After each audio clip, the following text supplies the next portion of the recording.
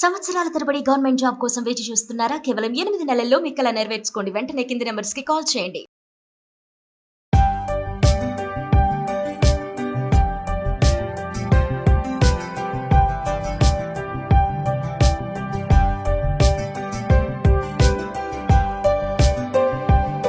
Welcome to Suman TV. ఇవాళ ఒక పాతకాలపు వంటకం చేసుకుందామండి. పాలకాయలు వినుంటారు, జిల్లేడికాయలు పాలకాయలు అవి చేసుకుంటాం కదా.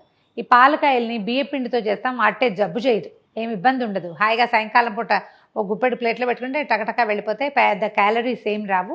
ఆయిల్లో ఫ్రై చేసినా కూడా దీనివల్ల మనకి ఆరోగ్యం చెడిపోయేది ఉండదు. పిల్లలు మరి 4 కరకరలాడిచ్చినా ఏం ప్రాబ్లం ఉండదు. అంటే పొట్ట చెడదు. బియ్య పిండి కావాలంతే మనకి. ఈ బియ్య పిండిలో ఏం చేస్తాం మనము, ఇది వరకు ఏం చేసేవాళ్ళు అంటే 2 రకాలుగా చేస్తారండి. బియ్యపిండిలో వేడి నీళ్ళు పోసి కలపడం ఒక పద్ధతి అయితే, పిండినే వేడి నీళ్ళల్లో పోసేసి అంటే నీళ్ళల్లో పోసి మనం అప్పాల పిండి ఉప్పుతాను చూడండి, అలా ఉప్పి చేసుకోవడం ఒక మెథడ్. మాలతి చంద్రు గారు అయితే ఉప్పి చేయండి, అదైతే చాలా బాగుంటుందని చెప్తారు. ఆవిడ పుస్తకాల్లో బాగా కనపడుతుంది. నాకు ఈ వేడి నీళ్ళు పోసింది అప్పటికప్పుడే చేసుకోవాలి. ఎవరు సహాయం దొరకలేదనుకోండి, అప్పుడు భలే కష్టంగా ఉంటుందండి. ఈ పాలకాయలు వీటికి ఏంటంటే వెన్నుండలు, వాటికి 2 మనుషులు ఉండాలి, 3 అందరు కలిసి కూర్చుని ఉండలు చేయాలి. బుజ్జి ఉండలు చేయాలి కదా, కొంచెం టైం పడుతుంది. చేసి చూద్దాం. సింపులేనండి, పెద్ద విషయం కాదు. దీనికి మనం ఒక పావు కిలోనే తీసుకుంటున్నా. ఒక ½ కేజీ, 1 కేజీ పిండి చేస్తే మాత్రం మన ఇంట్లో 3 ఉండాలి.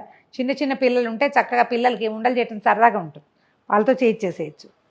ఈ బియ్యపిండి తీసుకుందాము. బియ్యపిండికి ఇది ఏంటంటే మన మరపిండేనండి, గిర్నీలో పోసిన పిండే.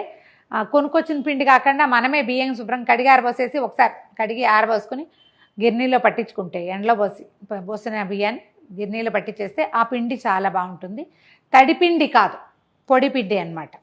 ఈ పిండికి ఏం చేద్దామంటే దీంట్లో జీలకర్ర వేసుకోవచ్చు, వాము వేసుకోవచ్చు, నువ్వులు వేసుకోవచ్చు, పంచకొళ్ళ కషాయంలాగా అన్నీ కూడా వేయచ్చు మన టేస్ట్ని అనుసరించి.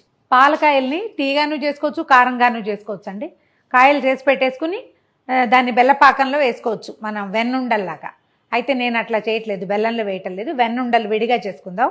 ఇవి జస్ట్ జీలకర్ర, వాము, తర్వాత ఏమో కొంచెం ఉప్పు, కారం, అంత మాత్రం వెన్న వేస్తానండి. కొంచెం అంత వెన్న వేసుకుంటే చాలా మృదువుగా కరకరలాడుతుంటాయి, మొరమొరలాడుతూ వస్తాయన్నమాట. కట్టకటక అనవు, చాలా సాఫ్ట్గా వస్తాయి. మామూలుగా ఒకవేళ వెన్న లేదనుకోండి, మనం అంత నెయ్యి కానీ నూనె కానీ మరకాచి కాచిన దాన్ని వేడివేడి దాన్ని పోస్తే అవి కూడా బాగా వస్తాయండి. వెన్న ఉంటే వేసుకోండి, దీని రుచే వేరుగా ఉంటుంది. కారం వేస్తే మనము నూనెలో వేసినప్పుడు కారం విడిపోతుందండి. ఆసక్తి ఉంటే వేసుకోండి, నేను పెద్దగా ఇంట్రెస్టింగ్గా వేయను. బియ్యపిండి మనం ఒక కప్పు, పెద్ద కప్పు తీసుకున్నాం. కప్పుకి సరిపడా ఉప్పు, తర్వాత ఏమో ఒక ½ టీ స్పూను జీలకర్ర, తర్వాత ఒక 2 చిటికెల వాముని కొంచెం నలిపి, శుభ్రంగానే ఉన్నాయండి. ఇదివరకట్లాగా మనం వాము బాగు చేసుకోవాలి, జీలకర్ర బాగు చేసుకోవాలి, ఆ గోళలు లేవు మనకి, చక్కగా మంచివి దొరుకుతున్నాయి. ఈ నలిపిన దాన్ని వేసేసేయండి. నేనేం చేస్తానంటే ఇలా ఏం చేసినా ఇంగుని చిన్న ముక్కని నీటిలో వేసి నానబెడతామండి. ఇంగు పాలు పోసుకుంటే వాసన భలే బాగుంటుంది. ఇది పక్కన పెడతాం. దీంట్లోకి ఒక సుమారుగా అంత ఒక నిమ్మకాయ అంత వెన్న వేసేసి మొత్తం చక్కగా కలిపేసేయండి. వెన్న చక్కగా కలిపేసామండి. ఇప్పుడు ఈ ఇంగు కలిపిన నీళ్ళను కూడా ఇందులో పోసేయండి. పొడి ఇంగు ఉంది, మన ఎల్జీ ఇంగు డబ్బాలతో వాడుకుంటాం కదా, అది ఉంటే ఒక 2 సార్లు ఇట్లా స్క్వీజ్ చేయించాలి. 2 చిటికల పిండి కలిపేసాం కదా, దీన్ని పక్కన పెట్టుకుందాము. మనం ఏ కప్పుతో పిండి తీసుకున్నామో, ఒక 1/2 కేజీకి 1/2 లీటర్ నీళ్ళు అనుకోండి సుమారుగా. మనం ఏదో కొలత పెట్టుకుంటాం కదా, ఎంత బియ్య పిండి తీసుకుంటే అన్ని నీళ్ళు, అంటే 1కి 1 పెట్టుకుంటే సరిపోతుంది. ఒక కాస్త మందపాటి గిన్నె పెట్టుకోండి. ఈ కప్పు బియ్య పిండి తీసుకున్నాను కదా, కప్పు నీళ్ళు తీసుకుందాం. స్టవ్ వెలిగించండి. నీళ్లు మరగనిచ్చి, మనం అప్పాలు అవి ఎలా ఉప్పుతాం, పిండి ఉప్పటం అంటారు, ఉడికించటం అన్నమాట. స్టవ్ ఆపేసాకే నీళ్ళు బాగా మరిగించడము, వేడి నీళ్ళల్లో పిండి పోసేసి చక్కచక్క కలిపేసేయటము. కలిపేశాక తీసి పక్కన పెట్టుకోవటం అన్నమాట. నీళ్లు తెరులుతున్నాయి చూడండి, సిమ్లో పెట్టేయండి. ఇప్పుడు ఏం చేద్దామంటే మనం రెడీగా పెట్టుకున్న బియ్య పిండిని నీళ్ళల్లో పోసి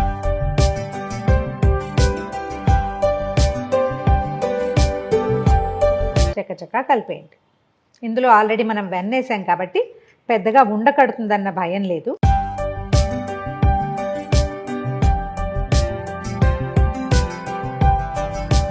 స్టవ్ ఆపేద్దాము. ఆశాంతం ఒకసారి పైకి కిందకి మొత్తాన్ని చక్కగా కలిపేయండి. స్టవ్ మించి దించకపోతే మనకి ఇది అడుగంటిపోతుంది. ఇక అది అడుగంటకూడదు, మనకు కరెక్ట్గా రావాలి. ఇంగువ గుమగుమలాడుతూ బియ్యపిండి ఉడికిన వాసన వచ్చేస్తుంది, సరిపోతుంది. దీన్ని ఏం చేయాలంటేనండి, పొద్దున్న చేసేసుకుని పక్కన పెట్టుకుని ఇలా ఉడికించి పక్కన పెట్టేసుకుని మధ్యాహ్నం తాపిగా ఒక 5-6 గంటల తర్వాత కూడా చేసుకోవచ్చు. మనం వేడి నీళ్లు పోసి కలిపిన పిండి అప్పటికప్పుడు చేసుకోవాలి. దీన్ని ఏంటంటే మధ్యాహ్నం చేసుకున్నా మనకు ప్రాబ్లం ఉండదు, తర్వాత ఇవి పగులుతాయి పేలుతాయి ఆ భయం కూడా ఉండదు. తాపీగా చేసుకోవచ్చు. ఎక్కడైనా ఉండుందని అనుమానం ఉంటే ఒకసారి అలా చేత్తో గట్టిగా ఆదిమి ఉండలు గచ్చకాయలు లేకుండా చూసుకోండి. దీన్ని పక్కన పెట్టేయండి. కొంచెం చల్లారాక చేత్తో మెత్తగా పిసికేసి మూత పెట్టి పక్కన పెడదాము. మధ్యాహ్నం అంటే ఇప్పుడు 10 o'clockకి చేసేసామనుకోండి, 2ంటికో 3ంటికో తాపీగా కూర్చుని చక్కగా ఉండలు చేసుకుని వేయించేసుకోవచ్చు. పిండి ఉప్పి ఉంచుకున్నాం కదా, దీన్ని చిన్న చిన్న ముద్దలుగా తీసుకోవటము, చక్కగా బాగా నలిపేస్తే మనకి చపాతీ పిండిలాగా ఎక్కడైనా ఒక ఉండ ఒక చిన్న చిదప ఉండిపోతే అది సెట్ అవుతుంది. ఇంకేం నేతి చేయి కూడా అక్కర్లా. ఇందులో మనం వెన్నేసాం కదా, చూడండి ఇలా జిడ్డుగా అయిందో. ఇలా చేయటం, చిన్న చిన్న ఉండలు తీసుకోవటం, ఒక చిన్న కుంకుడుకాయ గింజంతా ఉండ చేస్తే సరిపోతుంది. ఒక మాట అదిమి తర్వాత చేసామనుకోండి, చక్కగా లోపల పగుళ్ళు లేకుండా వచ్చేస్తుంది, క్రిస్ప్గా వేగుతాయి అన్నీ. ఇదిగో చూడండి, చాలా ఉండలు చేసి పెట్టుకున్నాము. నూనె కాగిందో లేదో చూద్దాం ఒకసారి. నూనె పెట్టేసుకోండి. కొంచెం వెడల్పాటిది, మనం వడలు అవి వేసే ఇలా గుంటగా ఉండేది కాకుండా వెడల్పాటిది పెట్టుకుంటే ఈవెన్గా ఒకేసారి వేగిపోతాయి. పోయి హైలో ఉంచి స్టవ్ బాగా వేడెక్కనివ్వండి. నూనె మరిగాక సిమ్లో పెట్టేసేయండి. నూనె కాగింది. మనం ఏంటంటే ఒకేసారి నూనెలో మా వాళ్ళంతా నన్ను బెదిరిస్తున్నారు ఇవి పేలుతాయి అని.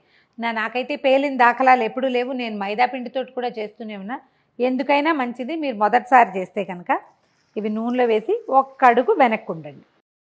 సిమ్లో పెట్టి నిదానంగా వేగనిస్తే లోపలికంటా వేగుతాయి, క్రిస్ప్గా అవుతాయి. కాస్త నూనె బుడగలు రావడం ఒక రవ తగ్గాక ఓ మాట చిన్న గరిటెతోటి కాస్త దూరంగా మాత్రం ఉండండి, సేఫ్ సైడ్కి. చిన్నపిల్లలు ఉంటే వాళ్ళని దగ్గరికి రానివ్వకండి. కదిపితే అవి విడిపోతాయి, సాధారణంగా అతుక్కోవు, మనకి ఇబ్బంది ఏం లేదు. ఇలా వాయిల్గా వేయటము, వేయించేసుకుని పక్కన పెట్టుకోవటం.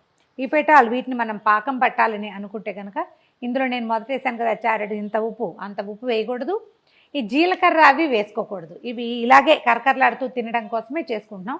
పాలకాయలు అంటారు, ఏ ప్రాంతాల్లో ఎలా అంటారో చూడండి.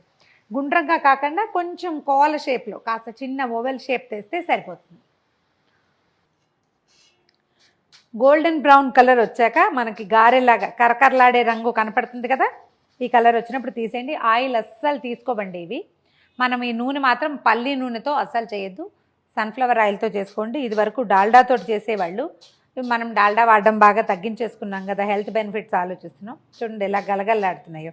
మొదటిసారి కొంచెం తక్కువ వేసాను, రెండోసారి నూనె కాగుంది, సిమ్లో పెట్టడము, ఎక్కువ వేసాను.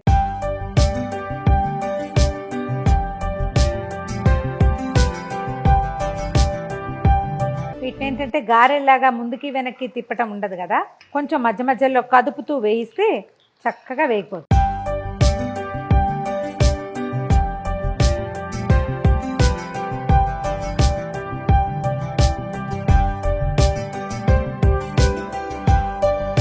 ఇవి కొంచెం వేగడానికి సమయం తీసుకుంటాయి. మామూలు మన పచ్చిపిండి వేగినంత స్పీడ్గా వేగవు. ఎక్కువ రోజులు మొరమొరలాడుతుంటే టేస్ట్ మారకుండా కూడా ఉంటుంది. ట్రై చేసి చూడండి. ఉప్పు కారం కావాలనుకుంటే ఒక చిటికెడు కారం కూడా వేసుకోవచ్చు. నేను ఉప్పు జీలకర్ర వాము మాత్రమే వేసా కదా. ఒక 1/2 kg పిండి అంటే ఎంత, ఒక కప్పు పిండికి చూడండి ఎన్ని అయినాయో. ఇంకా ఓ గుప్పెడు మేమంతా కలిసి తినేసాం కూడా ఇందులో నుంచి. సో బౌల్ నిండా వచ్చేస్తాయి ఓ 1/2 kg చేస్తే. ఓ 1 kg పెట్టుకుంటే ముందు ఆ పని చేయడానికి ఎవరినైనా సహాయం తీసుకుని సరదాగా చేస్తామంటే ట్రై చేసి